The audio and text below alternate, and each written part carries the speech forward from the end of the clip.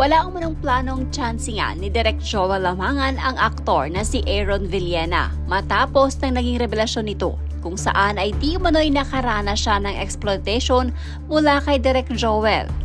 Ayon kay Direk, sinigurado lamang daw niya na hindi magkakaroon ng aberya ang plaster ni Aaron Villena kaya niya umano nahawakan ang pribadong parte ng katawan ng aktor. Noong panahon daw kasi na yon, maselan ang magiging love scene nila ni Lovie Poe na kung saan cameo role si Aaron Villena. Pag-amin pa ni Direk Joel, totoo mo nung pinaalis niya ang makeup artist na dapat sana maglalagay ng plaster kay Aaron.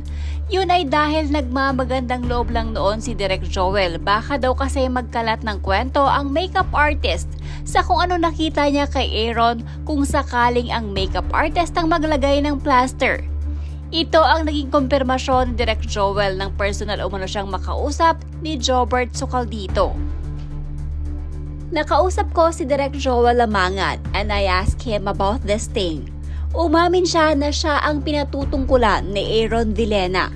Sabi niya ganito daw yon, there was this film daw starring Lovie Poe kung saan isa sa mga cameo role nga ay itong si Aaron Villena. Yung eksenang yon ay medyo maselan. Si Lovie daw ang kapartner niya for a love scene. So ang ginawa raw niya, yung makeup artist na yon ay pinaalis niya at siya ang naglalagay ng plaster kay Aaron Villena. Nagbagandang loob lang daw siya. Sinabihan niya si Aaron na huwag ka magpalagay ng plaster sa makeup artist kasi mamaya ikalat niya pa yon kung ano pa ikwento niya about you.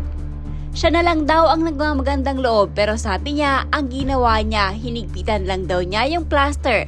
Kumbaga para hindi kumawala kasi nga may ka-love scene siya pero wala raw siyang intensyon na tsansingan.